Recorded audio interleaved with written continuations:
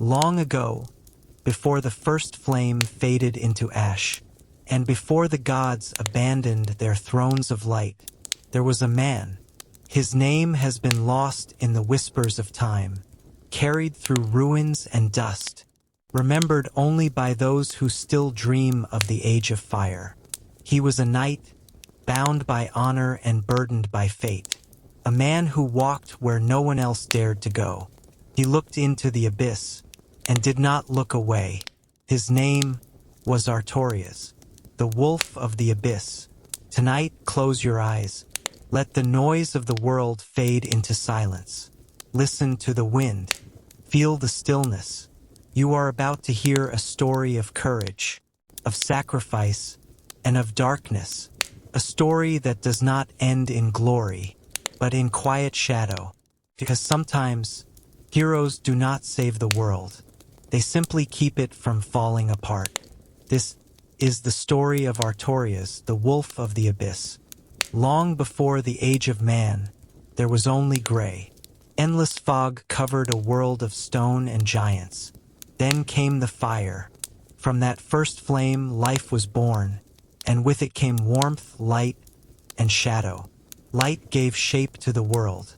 But every light, no matter how bright, casts a shadow. And in that shadow, darkness began to grow. When the fire rose, so did the lords. Gwyn, the Lord of Sunlight, led his knights to claim the new age. With his lightning, he struck down the ancient dragons.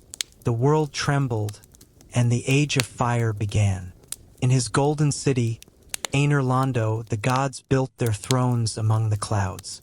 They danced beneath the sun they had created, pretending that the flame would burn forever. But nothing lasts forever. As centuries passed, the fire began to fade. The once radiant light grew dim.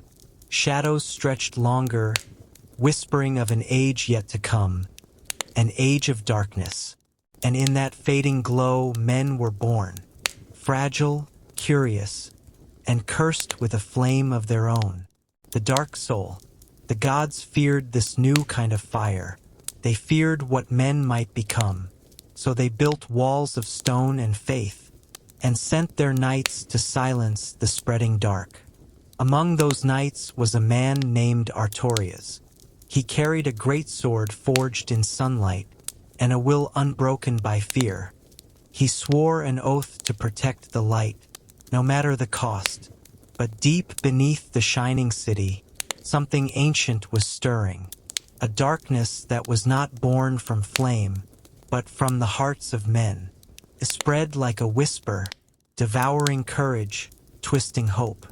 And soon it began to take shape. They called it the Abyss, a place where time lost its meaning, where light and shadow became one. The gods looked upon it in fear, but one knight stepped forward alone. His name was Artorias, and his path would lead him straight into the heart of darkness. Artorias was not born a god. He was a man molded by war and tempered by loyalty. In the golden halls of Anerlando, where sunlight touched marble and silence echoed through eternity, Artorias stood apart. While others basked in glory, he sought purpose. He believed that light was not meant to be worshipped, but protected, even if it meant walking into the dark. Gwyn saw in him a heart of unshakable courage. And so, Artorias was chosen as one of his 4 knights, alongside Ornstein, Kieran, and Goff. Together, they served the Lord of Sunlight. Ornstein, swift as lightning. Goff, strong as the mountains. Kieran, silent as the night. And Artorias, steadfast as the dawn. But even among legends, he was different. He did not seek to conquer. He sought to understand. He walked among the dying and the lost, and though his armor shone bright, his eyes often lingered on the horizon, on that faint place where light faded into shadow. Beside him was his companion, a great gray wolf named Sif, loyal, fierce, and pure of heart. They were inseparable. Many believed the bond between them was forged in battle, but it was something deeper. When Artorias looked into Sif's eyes, he saw a reflection of the strength he wished to be, silent, faithful, and unafraid. The people of Lordran spoke of him as a symbol of hope, the knight who would one day face the darkness and return victorious. But Artorias himself never believed in victory. He believed only in duty, and in that quiet conviction, he carried a burden no one else could see. For deep within his soul, he knew that light was dying. He could feel it in the cracks of the world, in the silence between battles, in the growing shadow that stretched further every night. And when the call finally came, a plea from the distant land of Abysswalker, where a darkness beyond understanding had begun to stir, Artorias did not hesitate. He took his sword, his shield, and the crest of his order, and walked toward the abyss. The path to Abysswalker was not written on any map. It was a place forgotten, a whisper at the edge of the known world. The people of Einerlando spoke of it only in silence. A land that had once shone with wisdom, now swallowed by something unseen. But Artorias went alone. The other knights remained behind, their duties bound to the crumbling order of gods. He left at dawn. No one watched him go, except for Sif, loyal and wordless as ever. Together they crossed valleys of ash, forests where the trees whispered of sorrow, and rivers that ran black beneath the fading sun. As they walked, the air grew heavier. The wind stopped. Even the birds fell silent. And then they reached it. Abysswalker, once a place of beauty and knowledge, now twisted, trembling, devoured from within. The people there had awakened something ancient, a darkness older than the flame itself. They called to the abyss, and the abyss had answered. Shadows crawled through the streets like smoke. The light bent and bled through cracks in the sky. The screams were faint, distant, like echoes from another world. Artorias looked upon this ruin, and felt the chill of despair, not for himself, but for the world that had allowed this to be. He knew the abyss could not be destroyed, but perhaps could be held back, contained, even if only for a moment. And so, with sword in hand, and his heart burning against the cold, he stepped into the darkness. The moment his foot touched the ground, the world changed. The air turned thick, heavy with sorrow and hunger. The abyss was alive. It whispered to him, not with words, but with memory, the memory of everything lost. He raised his shield. Sif growled low, and together they vanished into the dark. The abyss had no form. It was not a place. It was a hunger. It whispered, not with voices, but with longing. It showed Artorias memories of light, of laughter, of the warmth he had once known. And then it showed him how all things fade. He fought the darkness, again and again, his blade cutting through the shapeless void. But each strike only birthed more shadows. They crawled upon him like smoke, seeping through the cracks of his armor, whispering promises of peace. If only he would let go. Sif howled beside him, claws scraping against unseen horrors, loyal even as the ground dissolved beneath their feet.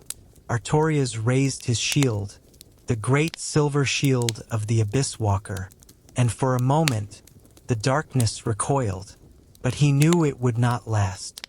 Deep within, he could feel it, the corruption, slow and deliberate, weaving through his soul. His arm trembled, his breath turned shallow. The light within him began to dim, yet still he fought, not for victory, not for glory, but to protect what little remained. He looked to Sif, the only friend who had not abandoned him, and he understood what must be done.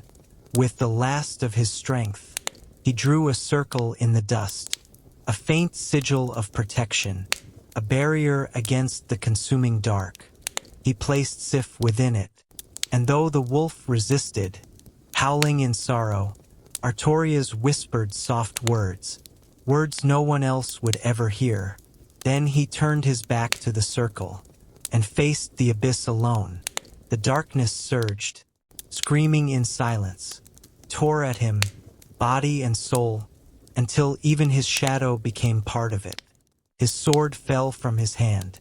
His arm, once strong, hung limp and broken, yet his will remained. Even as the abyss consumed him, he stood, a final defiance carved in flesh and faith. When they found him later, twisted, fallen, and lost, there was no light left in his eyes, but the circle he drew still glowed faintly, and within it, the wolf still lived. Time moves strangely in Lordran. What is lost is never truly gone, and what is found is never the same. Many ages passed before anyone spoke the name Artorias again. The abyss continued to spread, quietly consuming the edges of the world, until one day, a nameless undead wandered into Abysswalker. The land was still, broken statues, walls twisted by time, air heavy with sorrow, and deep within that ruin, beyond the veil of shadow, the knight remained. His armor was shattered, his body corrupted, yet his stance, even in ruin, was unyielding. He no longer remembered who he was or why he fought. The abyss had taken everything except his will, and so, when the undead appeared before him, Artorias did what he had always done.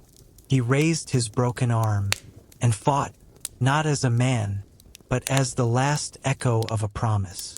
Steel met steel. No words were spoken, only the rhythm of battle, the song of two destinies crossing beneath a dying sun. When it was over, and the abyss finally loosened its grip, Artorias fell, not defeated, but freed. The undead knelt beside him, and in that moment of silence, there was no victory, only understanding. Artorias had not failed. He had endured, and through that endurance, he left behind something more powerful than light, a legacy. His courage became a spark, passed down through countless souls, carried by every wanderer who dares to walk into the dark. Even now, when the wind moves through the ruins of Abysswalker, you can almost hear it, the sound of a wolf's distant howl, and the whisper of a knight who never stopped fighting. His name was Artorias, the wolf of the abyss, and though the flame may fade, his story will never die.